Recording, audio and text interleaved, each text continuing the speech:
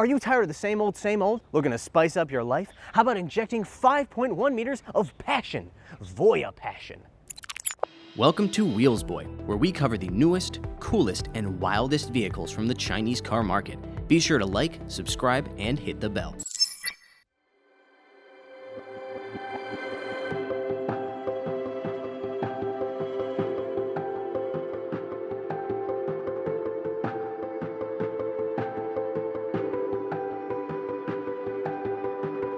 The Chinese name for this model is Zhuiguang or Spotlight, but it is sold in Europe as the Passion, so Passion is what I'll be calling it in today's review.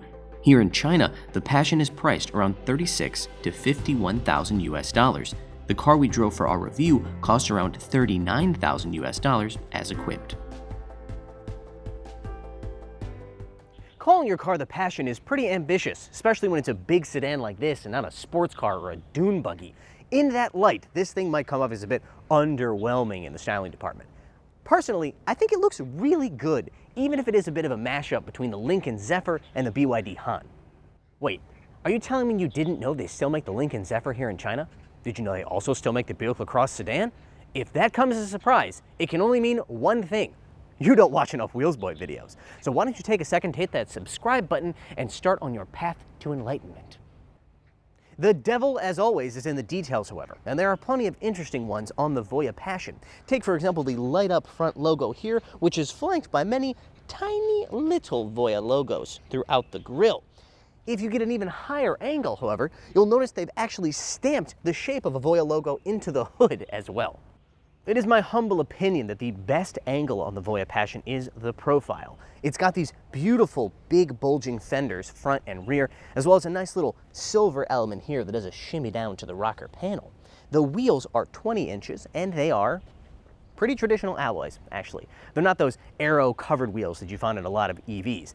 I guess they figure you don't need to squeeze every last kilometer of range out of the battery when you can just put more gas in the combustion engine up front and keep on going. That's right, this is not a pure EV, this is a PHEV. Did you hear that sound? Yeah, that's the sound of thousands of people going to the comments section of this video to say, not a pure EV, don't like ice bad. To those people, all I can say is, go right ahead. The YouTube algorithm loves when you comment.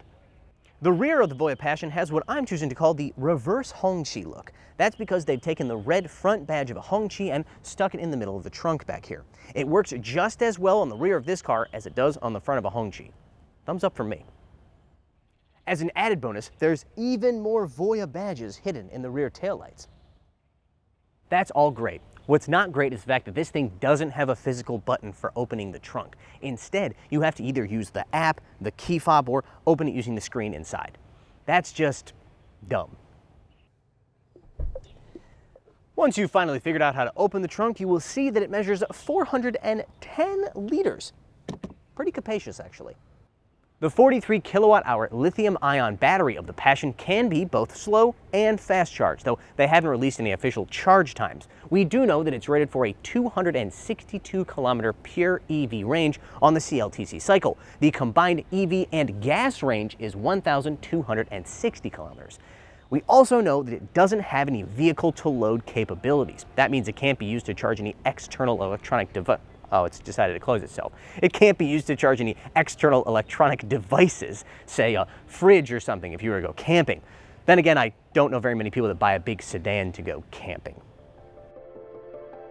If you combine the pure EV and gas range, the Passion can go a claimed 1,260 kilometers. Maybe I needn't bother to say this, but the Passion doesn't have the trick raising and lowering dashboard of Voyah's first model, the free SUV. But is that such a bad thing? Maybe we're finally past the point where Chinese automakers feel like they have to include these ridiculous and unnecessary gimmicks in order to get people's attention. On second thought, though, that's an even more ridiculous thought than having a dashboard that goes up and down like this. Of course, that assumes that you don't consider having this many screens to be a gimmick in and of itself. There are 3 12.3-inch screens embedded in this upper display, as well as a 9-inch lower screen, which is used to control things like your air conditioning, your seat functions, that's heated, cooled, and massaging seats front and rear, as standard, by the way, and your vehicle functions, your lighting, your opening and closing of that rear hatch, and opening and closing the charge port. We saw this same long triple screen display in the Voyah Dream MPV, but the Passion has a small but meaningful upgrade in the form of these touch buttons placed between the right screen and the center screen. Now, they do add some functionality like being able to turn on and off the passenger screen as well as adjust your volume and the home button, but more importantly to me, they fill in this giant black hole that used to be there. The interior styling is easy on the eyes and the materials are easy on the hands. It includes a ton of this micro suede, which you'll find on the center console, as well as on the door panels, along with a environmentally friendly faux leather material that also doesn't feel super cheap either, which is impressive. This, however, I don't really love. It's got this kind of crystal button here that you press in order to open the center console. Between that and the crystal shift knob, I'm getting kind of gaudy vibes. Before we jump into the second row, which may very well be the highlight of this entire car, I want to tell you about a little bit of a complaint that I have about the front row. Here is the cover for the cup holders. The actual action of this thing feels pretty premium, pretty mechanical, but for some reason they've chosen to write the word push right here. Now, yes, you do need to push in order to get it to open, but that just feels so, I don't know, inelegant. They should just put like a triangle or something.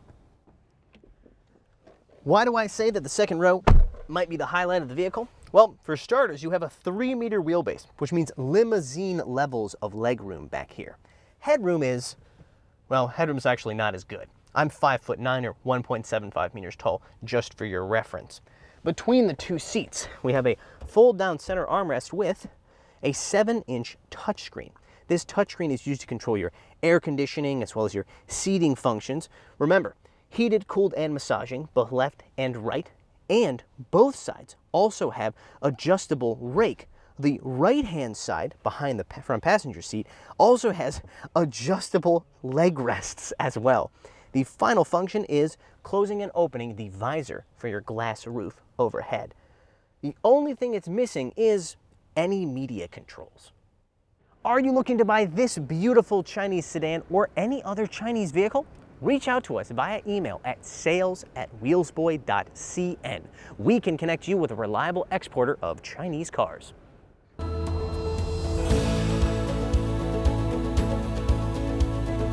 Passion PHEV has 2 electric motors in addition to that 1.5-liter turbocharged 4-cylinder up front.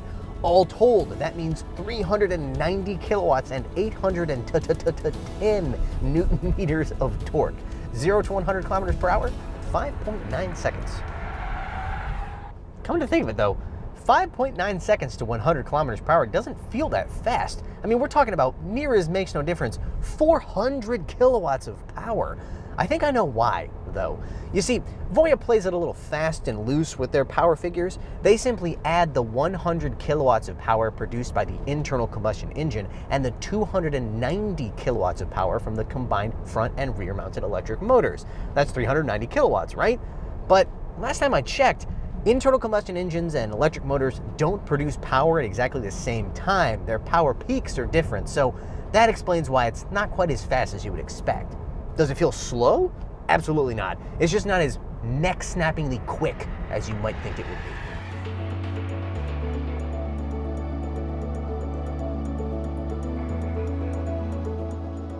The Passion has available air suspension with constant damping control, and that system will use the cameras from its Level 2 driver assistance system to scan the road ahead and adjust the suspension in response to road conditions. Again, all of this is available on this PHEV model that costs a little over $39,000 US. You gotta love the Chinese car market. Granted, that's a single chamber system as opposed to a multi-chamber system like you'd find in a BMW, a Porsche, or even a Genesis. That means that the breadth of adjustability isn't quite as extensive, and indeed the different driving modes, comfort, eco, sport, etc., they all feel more or less the same. It's not drastically more comfortable than some slightly more affordable Chinese sedans that I've driven, but it does feel noticeably more solid, more substantial, and more premium. It also corners better and steers better than those cars. Though, honestly, you could just as easily ascribe that to the fact that it has a double wishbone front suspension as opposed to a more affordable McPherson strut. The most notable thing about the NVH is what you don't hear, and that is the 4-cylinder engine up front. Regardless of which driving mode I had it in, I genuinely couldn't even tell if it was on or off the entire time that I was driving it. Wind noise, not as good, to be honest. This is single pane glass. I really wish that at least the front row had double pane glass, because that would really improve NVH. The levels aren't, shall we say, exceedingly bad, but it is noticeable when you get over, say, 70 kilometers per hour or so.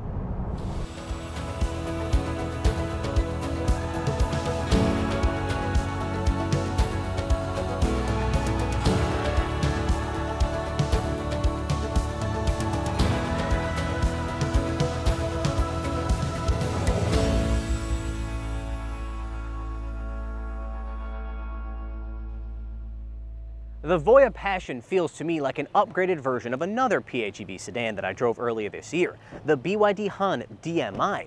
This thing is certainly more expensive than the Han, but it's also got more power, more electric range, and certainly more features. Also like the Han, only the fully electric version of this car is available outside of China, specifically in the European market, and honestly, that's a shame, because this is a fine PHEV.